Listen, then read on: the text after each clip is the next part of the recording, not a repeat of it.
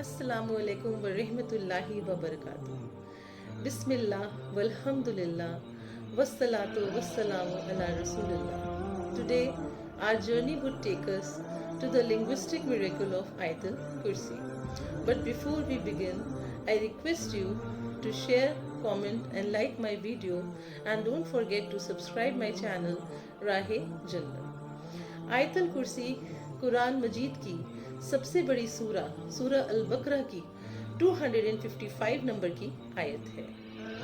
अमीरुल मोमिनीन हज़रत अली रज़ी अल्लाह ताला अन्हु फरमाते हैं कि मैंने नूर के पैकर, तमाम नबियों के सरवर, दो जहां के ताजवर सुल्तान बहरुबर सल्लल्लाहु ताला अलैहि वसल्लम को मिंबर पर ये कहते हुए फरमाया कि जो शख्स हर नमाज के बाद आयतुल कुर्सी पढ़े, उसे कोई चीज़ जन्नत में जाने से नहीं रोक सकती सिवाय मौत के। और जो शख्स हर रात को सोने से पहले आयतुल कुर्सी पढ़ेगा, उसे, उसके घर को और उसके आसपास के घरों को अल्लाह अज़्ज़ा वजल महफूज फरमा देगा। अल्लाहु अकबर। अल्लाह अज़्ज़ा वजल revealed Quran in speech, not in writing. Many non-Muslim linguists, they refuse to believe that the Quran is spoken.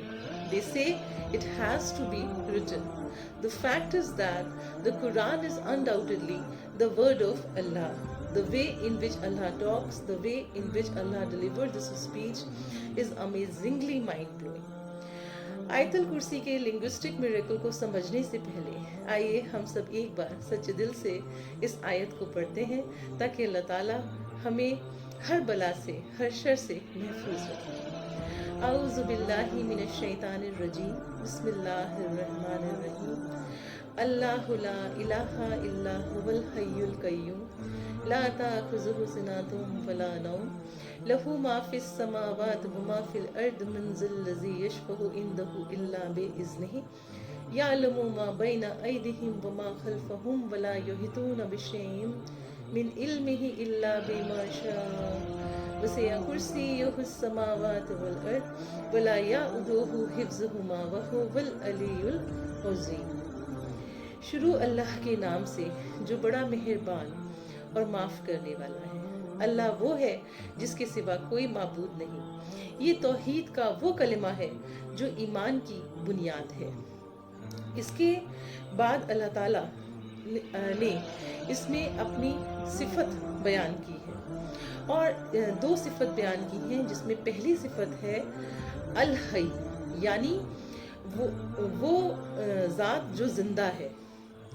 मुराद ये कि हमेशा जिंदा है, यानी और जितनी मखलूक, इंसान, जानवर, परिंदे, जिन्नात, मलाइका, जितनी मखलूक जिसको अल्लाह ताला ने ज़िंदगी दी है, वो हमेशा के लिए नहीं है, और एक ना एक दिन उन सबको मौत आनी है। लेकिन अल्लाह ताला की वो ज़ात है जो हमेशा से ज़िंदा है और हमेशा ज़िंदा रहेगा। इसके बाद अल्लाह ताला अपनी दूसरी सिफत को इसमें बयान करता है, और वो है अल क़य्यूम, यानी वो जो खुद भी कायम रहे और दूसरों को भी संभाल रखे। ये एक ऐसी सिफत है, खास सिफत है, जिसमें कोई भी मखलूक शरीक नहीं। गौरतलब बात ये है कि ये आयत आयतुल कुर्सी की लास्ट आयत 9th नंबर की आयत से मैच करती है, जिसमें अल्लाह ताला की फिर से दो सिफत बयान की गई है। वह हुवल अलीयुल अज़ीम, यानी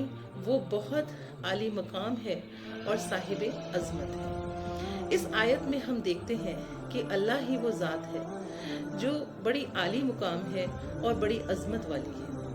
आइए अब देखते हैं 2nd नंबर की आयत, जिसमें ला ताख़ुज़ुहु सिनातुम वला नौम, तर्जुमा उसे ना नींद आती है और ना ऊँग। इसकी तफसीर ये है कि अल्लाह नींद से और ऊँग से पाक है।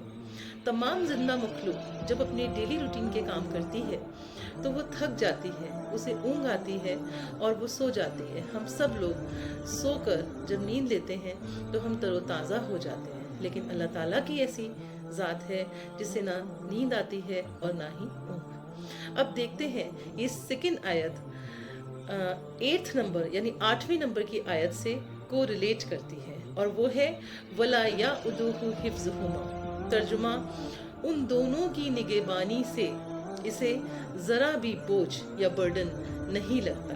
تفسیر، اللہ تعالیٰ کو زمین اور آسمان جسے اللہ تعالیٰ نے بنایا ہے اس کی نگرانی کرنے سے، اس کو سیکیورٹی یا گارڈ کرنے سے اللہ تعالیٰ کو تھکان نہیں ہوتی۔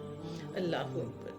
آئیے اب دیکھتے ہیں اس کے 3rd نمبر کی آیت، لہو ما فی السماوات و ما فی الارض، یعنی آسمانوں میں جو کچھ بھی ہے اور زمین میں جو کچھ بھی ہے وہ سب اسی کا ہے، یعنی زمین اور آسمان کے درمیان جو کچھ بھی ہے وہ سب اللہ تعالیٰ کا ہے اور وہ سب اللہ تعالیٰ کی ملکیت ہے۔ کوئی بھی اللہ تعالیٰ کی اس ملکیت میں شریک نہیں ہو سکتا، وہ خود مختار ہے۔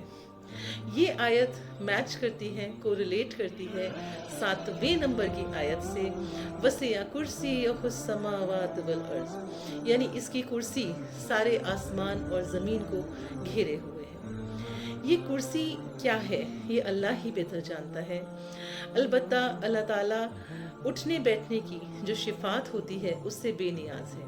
ایک روایت سے معلوم ہوتا ہے کہ اللہ کا عرش اور کرسی دونوں بڑے عظیم و شان جسم ہیں جو تمام زمین اور آسمان سے بے انتہا درجے بڑے ہیں۔ اللہ اکبر۔ تو آئیے اب دیکھتے ہیں اس کے 4 نمبر کی آیت، من ذا الذی یشفع عندہ الا باذنہ، یعنی کون ہے جو اس کے حضور اس کی اجازت کے بغیر کسی کی سفارش کر سکے، یعنی اللہ تعالیٰ سے کوئی کسی کی سفارش نہیں کر سکتا جب تک اللہ خود نہ چاہے۔ یہ آیت میں آلموسٹ یہ میچ کرتی ہے، یہی بات کہی گئی ہے جو کہ 6 نمبر کی آیت میں کہی گئی ہے، وَلَا يُحِيطُونَ بِشَيْءٍ مِّنْ عِلْمِهِ إِلَّا بِمَا شَاءَ، یعنی وہ لوگ اس کے علم میں کے دائرے میں کوئی بات نہیں لا سکتے سوائے اس بات کے جسے اللہ خود چاہے۔ تفسیر، ایک تو اللہ تعالیٰ تمام انسانوں اور جناتوں کے علم کے بارے میں بخوبی جانتا ہے، لیکن کوئی بھی انسان اور جن اللہ تعالیٰ کے علم کے بارے میں سے واقف نہیں ہے۔ ہاں، جتنا اللہ تعالیٰ کسی کو علم عطا کرنا چاہتا ہے وہ عطا کر دیتا ہے، جیسے تمام انبیاء کرام کو وحی کے ذریعے۔ اب ہماری بچی سینٹر کی مڈ کی آیت نمبر 5، یعلم ما بین ایدیہم وما خلفہم، یعنی یہ وہ آیت ہے جس میں اللہ تعالیٰ فرما رہا ہے کہ وہ سارے بندوں کے تمام آگے اور پیچھے کے حالاتوں کو خوب جانتا ہے، یعنی جو کچھ بھی پاسٹ میں ہو چکا ہے یا فیوچر میں ہونے والا ہے اللہ تعالیٰ ان سب حالات کو بخوبی جانتا ہے۔ تو اس طرح ہم دیکھتے ہیں کہ پہلی آیت 9ویں آیت سے، دوسری آیت 8ویں آیت سے، تیسری 7ویں سے، چوتھی 6ٹھی آیت سے، اور سینٹر میں 5ویں آیت جس میں اللہ تعالیٰ بتا رہا ہے کہ جو کچھ بھی آگے ہو چکا ہے اور جو کچھ آگے ہونے والا ہے اللہ اسے بخوبی جانتا ہے۔ ذرا سوچیں اور بتائیں کہ کیا یہ کلام جو کہ ریٹن فارم میں نہیں آیا بلکہ اسپیچ فارم میں آیا، کیا کسی انسان کے لیے کہ بس کی یہ بات ہے کہ وہ اتنے پرفیکٹ آرڈر میں پوئٹیکلی، ردمکلی اور میننگ کے لحاظ سے میچ کرتے ہوئے اسے اس اسٹائل میں کوئی کلام پیش کر سکے؟ نہیں، ہرگز نہیں۔